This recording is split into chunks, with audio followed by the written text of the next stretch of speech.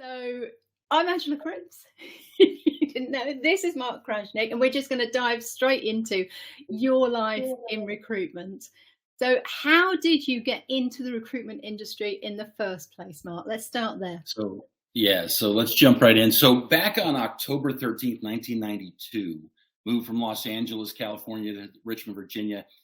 And my wife already had a job. She was my fiance back then, the great Elizabeth. And so we started looking for things, and I enjoyed the sales side of the business. All right. You were just talking about anything but sales, but I enjoyed talking to people, engaging with people. So I interviewed with a company called MRI Network, part of the CDI Technology Solutions organization. And I was told if I get the offer, I'm going to be the plastics and specialty chemical specialist. I'll be the recruiter that just works in this, industrial manufacturing world, right? And so I thought to myself, well, I'm not an engineer. I'm not formally trained in that, but hey, I brush my teeth twice a day. So the toothbrush is made of some kind of polymer, right? That's plastic, right? And then the toothpaste is some kind of specialty chemical that cleans your enamel. So I'm in. I brush my teeth twice a day. So I joined, and I was in that seat for almost 12 years in the Richmond office. Then I moved to West Palm Beach for a couple of years and joined the corporate team. So let's just hold it there. What we really want to find out is, you said your wife, you moved, but why recruitment? How did you actually get it in to get that job in the first place? Yeah, so I enjoyed the human element. People motivate me. So to help people achieve their professional goals is kind of what drives me and what motivates me. And this was an opportunity to not only connect with people every day, but change their lives. And someone once told me that you can change the color of their grandkids' eyes. I'm like, oh, what are you talking about? Are you what? And they said, well, you place somebody, and let's say you move them from Tampa to Kalamazoo, Michigan. Well, okay, great. But then they meet somebody, and then they get married. So again, the impact that you can have was like mind blowing for me. But I just love. I've never heard it that way. That is, you're right. We talk about changing people's lives, but that just sums it up totally, doesn't it? I don't know if it's like if you're on the radio where all of a sudden people start messaging going, you're on the radio, you're on the telly. Are you able to turn your sound off on your phone while you're there? Because I think that's just going to get more and more and more. Brilliant. Okay, so this was a choice for you then. You actually saw that this is what was something within you that you loved. It was a passion, and therefore recruitment would be ideal. Yeah, and it was by circumstance versus by choice, right? It wasn't something that I said, I'm going to be a recruiter. I'm going to be a recruiting manager. I'm going to teach people how to do this.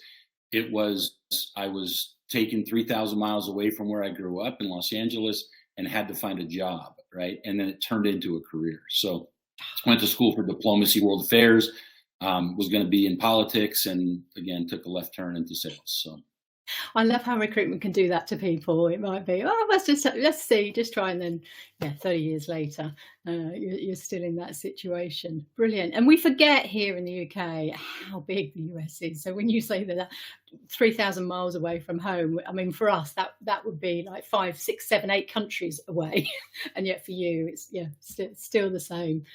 Okay, so let's go through your recruitment life then, and what we're looking for you to do here is to pick out the good, the bad, and the ugly.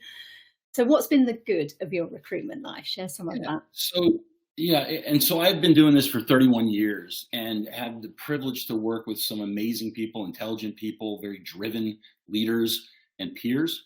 So for me, the number one thing is people, right? So I mentioned a few minutes ago that people are my motivator, but really, Angela, it's the candidates and the industry experts that I've worked with and aligned with and helped over the years that has been the best part of this profession. So the traveling the world, when I was on the corporate team for CDI, I traveled. I was in Birmingham, England. I was all over Canada, Mexico, Caribbean, and 38 states in the US. Amazing. To help over 120 offices and owners perfect and drive revenue. My job was to increase the royalties to the corporate, right? So there was financial goals attached to it. But in that time, 48 of those 58 offices that I was responsible for grew 200% year over year for 2 years consecutively. So I made a lot of people a lot of money, not just me, but some ideas I brought. So I was just proud and privileged to be part of that and helping people, just get the best out of their life and make the most money they can make and that kind of thing. But really, when I look back at it, I started with no apps, no smartphone, giant directories of manufacturing books on the shelf, and no AI, no market intelligence. It was just us making calls, trying to connect with people, meeting people, flying out to see people. So there's no replacement in this profession for preparation, hard work, passion to help other people, and then also that strong interpersonal skills, that extroversion that you kind of need to go. And I was surprised when I was on the AWS Global Executive Recruiting team recently that half the team was introverted. I was like, wow, you got to be extra. You got to want to talk to people. So, but yeah, I think that people are by far the first thing of the good. The second thing is learning. Having that continuous learning mindset, learning from people like you and other industry experts. I ran the certification and leadership program at the MRI Network for 3 years. I train in those areas as well. And I've found that a lot of people can't spell retention in the world, meaning you look at you as a commodity. So I've built kind of retention-based culture mindset and how to build high-performing teams, and created 4 retention realms, which is just a funny way to call it, but just 4 areas of growth, team, connection, and career that you need to focus on as an organization. And the idea is it's all around the people element, making people happy, embracing, celebrating their successes. And it's really played well throughout my career. Well, it's back to that original passion, isn't it? So yes, you helping people in one way, and then being able to do it to the actual recruiters themselves and to pick up from those. Okay, we're going to have to get into it. What's the bad? So 3 areas stand out to me, and this is probably common with a lot of the viewers here, but the first is toxic work environment. The second is poor leadership, and the third is drama. So none of those need to be specific to recruitment, do they? This is this is business. Yeah, exactly right. But in my recruiting world, which I've been, with Korn Ferry and Manpower Group, and I started up Kelly Executive, part of Kelly Services, and those types of organizations. The poor or toxic work environment is kind of demotivating. It's prematurely promoting people or leaders that are based on interpersonal relationships, not skills, accomplishments, things of that nature. Running an organization only based on the metrics, right? So just KPIs and numbers and reporting and this, phone time. The paralysis by analysis is the bad, right? These are leaders that don't understand this is a human business. This is a relationship business first, and they just look at the numbers. So the bad would be kind of those areas, or that cloak and dagger communication with senior leadership where you're out of the loop and kind of, behind the velvet ropes. That's the key to it, because I suddenly got flashed back to my starting point. We had all the numbers and we were giving them in every day and every week, and they went to the manager and then they went up. They never came back. We never had the discussion as to what does this actually mean, and how are you going to utilize this, and how can you plan to make it better, or someone like yourself helping to develop you within those. They were just numbers to us until we then got a different management set, the management buyout. It suddenly then came back. There wasn't the cloak and dagger. There wasn't the behind the curtain. I think that's a brilliant analysis there as to where it goes wrong with those numbers. Yeah. And I really believe that if people are open-minded and they really look at developing their people, then that goes away pretty quickly. So that open, honest, timely, transparent communication makes the culture overnight a success. So it's a mindset. It's the my way or the highway, or the us and we, right? So it depends on the leadership, but like I had the same thing. I had leaders that I fondly and affectionately behind that person's back call them the wet towel on the flame of desire, because they were so demotivating. I had $110,000 month, and they come in the first of the next month. What do you have on your desk? I just closed 4 deals and just placed over 6 figures.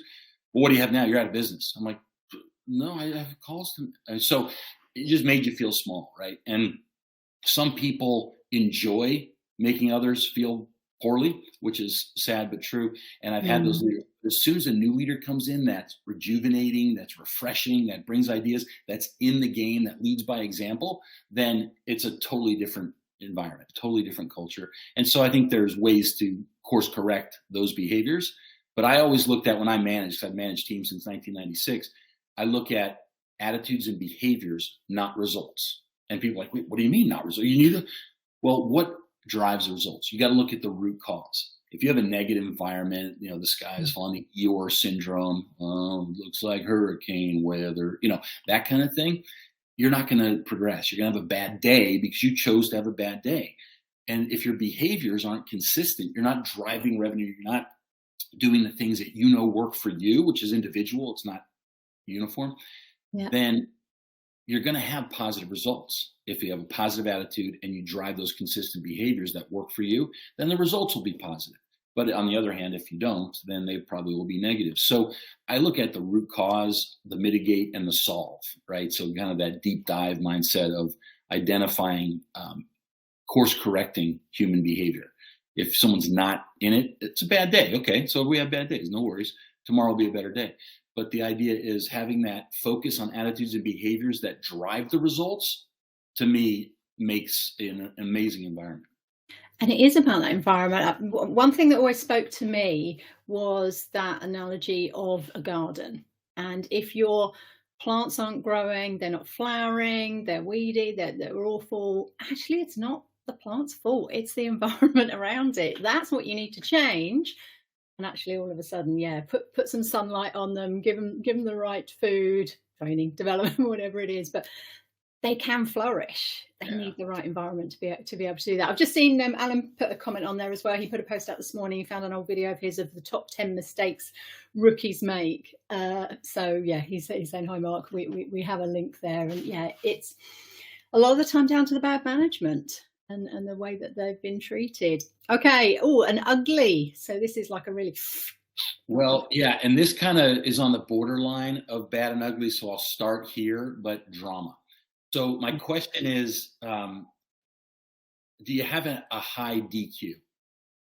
High DQ people are focused on OPB. Do you know what OPB is? I don't know. I was going to ask. Other people's business. Oh, right. I'm glad I don't know. So DQ is your drama quotient, right? You have emotional quotient, you have your intellectual quotient, you have all those.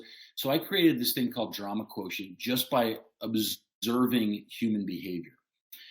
So the question is, what is your drama quotient? Is it create drama? Is it enhance drama? Or is it avoid drama? So mine's always avoid drama. So the people that are creating this, I don't add on to it. I don't talk through it. I just ignore it or try to coach, depending on my role. But 3 areas to... Three areas to concentrate on in regard to correcting or course correcting drama is practice emotional intelligence, right? So reflect versus react. That's kind of the first, build your EQ up. Then be open to coaching, be open-minded, be nurturing, kind of listen and be open-minded to new ideas and maybe kind of ways to continually improve your behaviors and self-improve, in your career. And then finally, practice the platinum rule. And the platinum rule is treat people how they want to be treated. It was a book by Tony Alessandro and Michael O'Connor, both PhDs.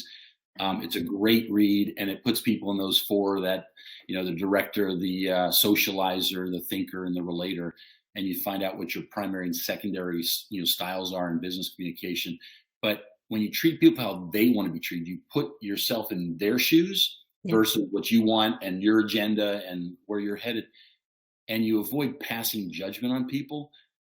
the drama kind of dissipates. It goes away. So my rule is always, you know what? You can judge anybody you want, but don't judge anybody until you've reached perfection. Oh, well, that's going to be a tough one, isn't it? We're never getting there. So yeah, just don't judge. I love that. Treat people, because we always say treat people how you'd like to be treated. But you're right. When we're looking at different personality types and when we're training techniques on communication, it's always about the other person. It's always about what's their agenda, what are their needs, how do they like to be communicated with, what type of personality are they that would react more beneficially and build rapport with a different approach. So I like that term, and yeah, it's so obvious, but not really heard it before. We've got so many tips here, to be honest, Mark. I know that you're going to have some more. So the last question then is, if someone is thinking of joining our industry now, what would be your top piece of advice for them at this point? So I thought through this, and I tried to keep it pretty concise because I knew we were on a timeline, but I came up with 5 ideas. And the first one's lose weight. WAIT, not stones, not pounds. So your ability to stop waiting around for things to happen, and your ability to drive urgency, gain commitment from the other parties, help influence decisions to the hiring level, understanding the must-haves versus the nice-to-haves and getting a commitment around those, drives that urgency. And a lot of people just sit on their hands and wait and, I tried, or I sent an email, or I sent a text, or I sent a LinkedIn message. No, you got to be more proactive. So lose weight. So that's the first one. The second is, if you look at the top 2 skills are talking and listening, right? So your communication skills are everything. But most people in this business, and correct me if I'm wrong, if you've seen this, your definition of listening is waiting to talk. Am I right? Yeah. What you're passionate. Okay, so slow down, proactive listening skills. Be in the moment. Yeah, great. Oh, how'd you do that? If you ask people what they do, what they like, what they know, and who they know, it becomes about them, and you build instant rapport. So asking them open-ended questions about their life, their needs, their goals, their challenges will open up a whole avenue of things that you can go down to build your business or help them or support them now or in the future. So the second one really is that the skills that trump everything else are the communication and listening. I think relationship development mastery is third. And what I mean by that is knowing where you are in all of your business relationships. So it's the foundation is trustworthiness, but you have to get there, right? So you have to start with that initial connection. So rapport, the definition of rapport is a perceived affinity between 2 or more people. And you think about perceived affinity. What does that mean? Well, I think I like you. I'm not sure. I don't know. I'm never going to talk to you again. So the idea is you can't live in that connection space. You have to build it, provide value and benefits, and help them satisfy their needs so that everybody has personal and professional needs. Now raise your hand, everybody that's watching, if all of your needs in your life are met. Raise your hand, get them high. No one ever raises their hand because we all have needs. I want to make more money than I make. I want to spend more time with my family. I want to travel. None of that's being met right now. So how do I get there, right? So you're in the journey to achieve those things. But the idea is if you help them look good to their boss, perform well at work, have more time for hobbies or family or whatever it might be, then you move that relationship forward to then a mutual respect where you give me advice and I give you advice unsolicited, and we take it. We look forward to it. And then of course, I mentioned the foundation is trustworthiness. And knowing where you are in that relationship spectrum helps you identify where you need to get to in order to make an impact. So relationship development mastery. The fourth one is near and dear to my heart because it's around respect. And you treat everybody and their ideas with respect. And what I mean by that is you don't, she's telling this story or he's got this. No. It's focused, listening, learning. We all have different experiences that we bring. So everybody's valuable on the team and you can learn something from everybody. And so I call it the mastermind mentoring forums, that you pull together people that know more than you about certain areas or had different experiences, and then you can teach them, but you can also learn from them. So tomorrow, we're all better than we are today. So treat everyone and their ideas with respect. And then finally, I got some bad news. My last tip: there's no silver bullet. Sorry, people. Sorry, audience. Sorry, everyone in the world. There's no silver bullet. You know what? Stop searching for the secret sauce. The idea is through your continuous learning mindset and your efforts and your action, you will create results. If you're passive or procrastinate, guess what? It's not going to happen. It's up to you. So it's how you prepare, how you learn, how you implement what you've learned into your daily regimen, how you act and behave, and all those types of things. And so keep that never stop learning mindset as you go forward.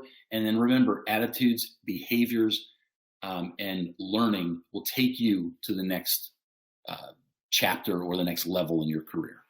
Some great tips in there. Thank you so much for that. And you're right. Bringing people around you that are better than you. I can see Charlotte's, but they can learn something from everyone. So it's always so true. And certainly hard work trumps skill and ability every day, doesn't it? Especially in the recruitment industry. I'm so glad we got to have this talk. I do want to find out more about you as well, Mark. So hopefully we'll get you back on one of our other webinars soon. Have a great rest of your day, everyone. If you're here from the States, then you're just starting yours. A lot of people are just finishing theirs. Doesn't matter where you are. Watch this again, rewatch, pull out those tips, make some notes. There are so many key elements in there that can make a difference to your career. Thank you, Mark, for sharing. We'll see you again in the morning, 9 a.m. BST. We're still on British Summer Time until Sunday. Then it'll all change. And we've got our own Alan Clark joining us tomorrow morning. Can't wait for that. Okay, everyone. Have a great day. Bye-bye. Thanks, Angela. Thanks, everyone. Bye-bye.